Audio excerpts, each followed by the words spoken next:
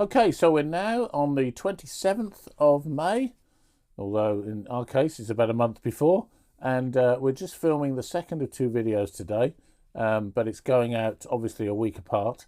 And this one, I'm going to ask Peter a question to set the tone. Peter, what do you think of when you hear the word nature? Could mean a few different things. I think it could be to do with the environment and things that are part of the earth which are natural and not man-made. So like going out to the beach, that's nature, or being in the woods or something. But you could talk about a person and their inner personality and their nature, because we've had conversations about nature versus nurture when it comes, for example, for people doing crime and things like that. I can't think of, apart from our earlier conversation about maybe being a naturist, but that's something else entirely. Totally different, Yeah. But well, I can think that does sum up two aspects of things that I think are worth us chatting about a bit today, in a way. Yeah. Okay. And I'm going to, folks, I don't know if you tuned in before to any of these, but I once quoted something from Margaret Thatcher to do with leasing compared to owning land. And I want to use another politician to quote something, which this one again surprised me. But it comes, this quote I found in a book by a well-known guy called Richard Mabey. He's an author and natural historian, and really good with all sorts of things, especially to do with wildlife, and even more especially to do with flowers and plant life. I've actually got a book somewhere behind me on the shelf called The Encyclopedia of Plants, which he wrote, a huge tome back in about 1988. I think he's in his mid-80s now, around about that. And I picked this book up in a charity shop a couple of months back, and it's called The Accidental Garden. It was published 2 years ago, and it's underneath it says Gardens, Wilderness and the Space in Between. But in amongst this, which is fascinating on all sorts of levels and has got rave reviews by quite a lot of famous people, he mentions this quote from Boris Johnson. Boris Johnson said, "We must be humble in the face of nature," where he was effectively including the COVID virus as part of the natural order, against the common view that it was an alien force. So he said, "We must be humble in the face of nature." Just wonder what, before I say anything else, Peter, what do you think of that statement? Well, that's implying that the coronavirus came from nature and not from the laboratory in the coronavirus. Wuhan, like they have a laboratory there to do with engineering the exact type of coronavirus that actually got released. So that's a debate. That is a debate, but probably a separate scientific sort of debate. So Boris Johnson, if he's talking about the coronavirus, is he to do with nature? Say that again, the question, where you phrased did that quote come from the coronavirus being problems with... The quote was in the time of COVID. Right, yeah. And so that's why he was saying it, and why we must be humble in the face of it, because in a way we were powerless for a long time within that until we came up with some solutions to make it better. Yeah. And I find it interesting that, even in people, I wasn't a great fan of Boris Johnson either, I have to admit, but always we can learn from certain things that people say and grow in our knowledge and thought processes through it, and that was just one of them. But in this book by Richard Mabey, and I would recommend it from where I'm at in this book so far, he talks about nature and comes at it from a completely different viewpoint, and it's just good to grapple with this in terms of where God comes into it, with both with our nature in terms of personality and character and inner being, and the nature that we might see as around us. And Richard Mabey makes one or two interesting comments. So he quotes an unusual thing here from the Tree Council, declared during the Great Storm of 1987 trees are at great danger from nature. What a quote. Trees are at great danger from nature. What were they saying there? Bearing in mind that most people's concept of nature will be that trees are part of it. Yeah. Then he's saying they're at great danger from nature. So in what way is nature being interpreted then? Thoughts on that one? Well, say if someone was to cut down the tree, I presume that isn't nature. Cutting down the tree, but if there's a storm, then it is nature. Well, it depends how you define nature. I That's what know. we're saying a bit here, isn't it? But it's a bit of funny. But people would say it was part of the natural realm, that our climate might have. Yeah. I like to think that humanity is part of the natural world. But let's go back to an environmental thing. If there's a storm that blows down the tree, but we're having more storms because of our effect on the environment, then is that human made rather than nature? Is that what exactly, you're saying? it can be mixed. It can And be- should we be doing that? And therefore, are we implicated? What would God think about us within that realm of Yeah. situation? I mean, there's another quote here. I'll just say another one. This is all on the same page in a bit in Richard Baby. A year or so after the Boris Johnson quote, after devastating natural disasters in Greece, Pakistan and elsewhere, various presidents announced, "We are at war with nature." Some of these quotes are really quite, the wording of them is fascinating, to say the least. Are we at war with nature, or are we part of nature? There is this, the way this word is used is kind of multifaceted, isn't it? And some people might have a conversation and misconstrue or misunderstand somebody else just because they've taken it in the inverted commas wrong way. What do you think? Do you think humanity are part of nature? You always put me on the spot, don't you? I'm going to go on in answering it. Let me just say this in the next bit here, halfway down this same page. There's a book by a guy called Bill McKibben that he quotes. The End of Nature argues that our idea of nature as the other, a universe different from our human one, has been destroyed by the wholesale environmental destruction and climate change. So there's something here about nothing now being immune from malign pressures that are our fault, which is the point you made a minute ago. Yeah. We cause them or whatever.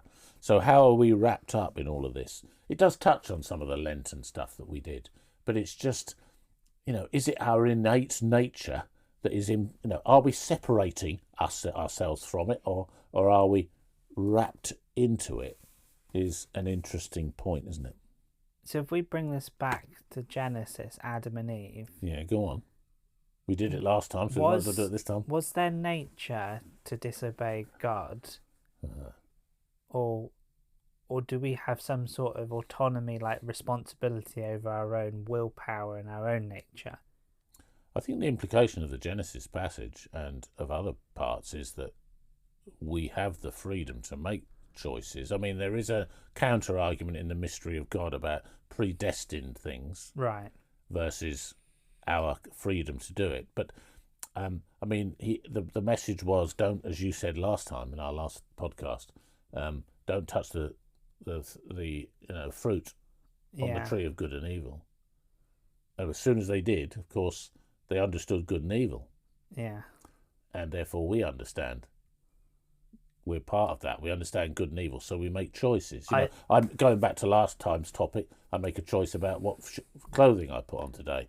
I make a choice about how I react to natural situations and whether I'm culpable in them or whether I'm trying to fight against the harm that's being done, don't I? Yeah. Because I think the Adam and Eve, that just highlights the two versions of natures that I was talking about, in the nature of a person and the nature of your environment. Exactly, because they were in the Garden of Eden, which was a very much and just like how we're ruining the environment in some ways. I'm not sure I'm hearing you say that. Some of the discussions we had a month or two back, Peter. We're definitely ruining the environment in some ways. And Adam and Eve also, they went from the Garden of Eden to sort of the fallen world where they have to do everything themselves with the so their inner nature affected the sort of nature around them, It did. and that's a bit like what we're doing to the planet now. Yeah, it's exactly the picture of Genesis 1-2 compared to Genesis 3. Yeah, And the fact that we were told, and now we're going to have to grapple and toil, and the pains of childbirth and all the other things that are happening in Genesis 3. And we can see that, can't we? We have some good things around us and lots of beauty, but then we have a lot of mess, which is why we get quotes like the trees and in the storm, which we just read a moment ago. So I think there's lots to think about there about that, and it's not so much an environment. It's a bit like we were trying to say about repentance in the Lenten short ones. And if you haven't watched those, folks, there's more about this in the latter half of the Lenten podcasts. But there is something here about our inner nature, grappling and working out how we sit within all of this. And COVID was another one. I mean, I know there is a debate about what was the cause of that virus, but we are being told, aren't we, that there will be more pandemics. We aren't immune to another pandemic coming. Yeah. And I mean, some people would say the COVID situation was due to animals that were being like interacting bats. with humans in ways that and so is that a human man-made thing, or is it something completely different within the natural order? So are our inner natures separate from the natural order or part of the natural order? I think I'd want to almost say, and I'm not quite sure where I am theologically on this, it's a both and. Yeah. I think I do feel part of the whole natural order, and it's important that I think God cares for the planet and for the animals and plants on the planet just as he cares for us.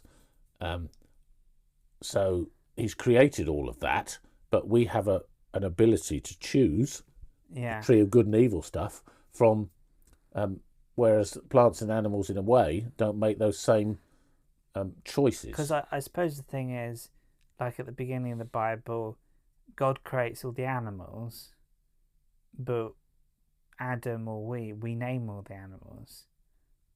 So it's like merge of nature and nature. There is a little bit of that, isn't there? Definitely. Yeah. I mean, obviously, if people are watching this, or if others come from a different point of view, some would argue, well, if God didn't create, and obviously there's people who think that it isn't a creation situation at all, obviously that's a different discussion to be had, whatever you take on the Darwinian the Big Bang kind of stuff. But for me, I just think there is an issue around nature and what it means that we have to think about. Another point of discussion is when it comes to the supernatural, because my opinion is the supernatural is sort of misleading, because I think it's all just part of nature. Just because God does something and a miracle happens, I think that can still be part of nature. But well, it will be in the sense that, for example, if somebody's healed and it doesn't seem like there's any scientific way it could have happened to us mere mortals, then we would say something outside of the natural order has happened, wouldn't we? That's what people say. But the thing is if what am I talking about? The nature, like if something out of scientific theory happens, that's supernatural. But I would say science is the closest approximation of the truth. So if the truth is God, it sometimes intervenes, then science should include miracles. That's what I think. I might think differently, because I think the only truth we know is Jesus said, I am the way, the truth and the life. But that could be for another time. Yeah. I mean, science, which was true? Was it Newton and the laws of gravitation, or Einstein and the laws of relativity? Well, they're both incomplete because of, quantum mechanics. So you're saying ultimately science will have an answer to that, or will we never get through all the mysteries? I think we'll have some fancy equations which will fix everything, but outside... And you don't think anything of that would be outside of the natural order, then? Well, I think God is sitting on a few equations that we haven't discovered yet, and That's another one of your gems, I and think, and Peter. that's just part of science. Is God getting is sitting on a few equations we've not thought of. I because love that. you know about this, all like Maxwell equations about Yeah, light and things. I do.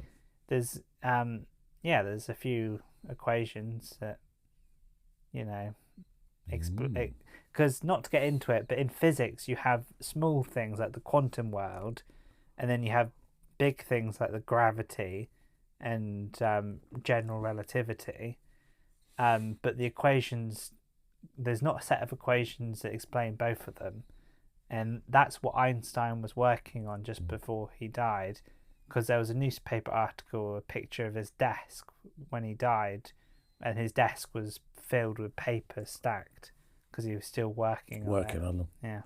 And into all that, you can quote things like the Heisenberg uncertainty principle or something along those lines, can't you? Yeah. But wave and particle theory. My point, I think there's different words that you can use for things, but I think it's just all one pile of nature. I think you've got the world, you've got us, and you've got God, and to separate them might be a bit too simplistic. Well, I think that what we've been talking about here is whether you separate our kind of inner nature from nature. Yeah. I think I would want to say that God's outside of that. Yeah, Although he sense. came as a human, he's outside. So I can believe quite happily in the supernatural.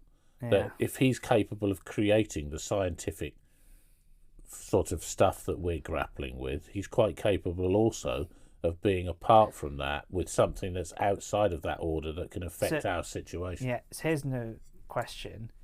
Do you Go think on, then, be careful on the time. If God's got a set of equations for how the world works, if you put Jesus' resurrection into those equations, if the science can't explain it, then I guess you'd have to say supernatural. Do you think science will explain that? See, that is part of what we're talking about, isn't it, really? I think, no, I don't think it would, so I think you're right. You're being diplomatic. No, thinking about it. I mean, you have highlighted a good, something to grapple with there about the resurrection and about coming back to life. You get, and just as when we talked about hope a few weeks ago, we were talking about a temporal hope and an eternal hope. Because you get that thing when someone's unwell and you pray for them and say they miraculously get better. I think if you really studied how they got better, science could explain it, but that doesn't mean it wasn't God.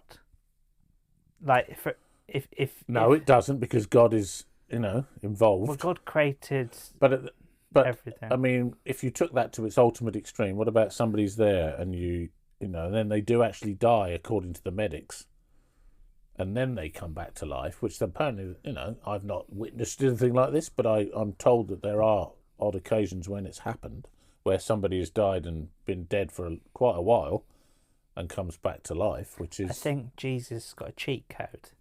You think it's a cheat code, do you? Yeah, I think science works for all... I'm just pontificating. Science explains all the miracles, but Jesus has got... He's got the equations, as you said. No, I think he's supernatural. But I just think science and faith and God and everything doesn't have to be separated. So having nature, supernatural, I think give credit to God. And yeah, absolutely. Because he created the world and he created us, and science is our interpretation of the world, and it could all mesh together. There is more than enough for people to be thinking about and coming back to us on and arguing. If you ever want to get into a discussion on these things, we would welcome it and a chance to debate at some point. But as you can tell, we are very limited in how we approach this, and we just hope it's helpful for you. So we will see you in due course. Thank you very much.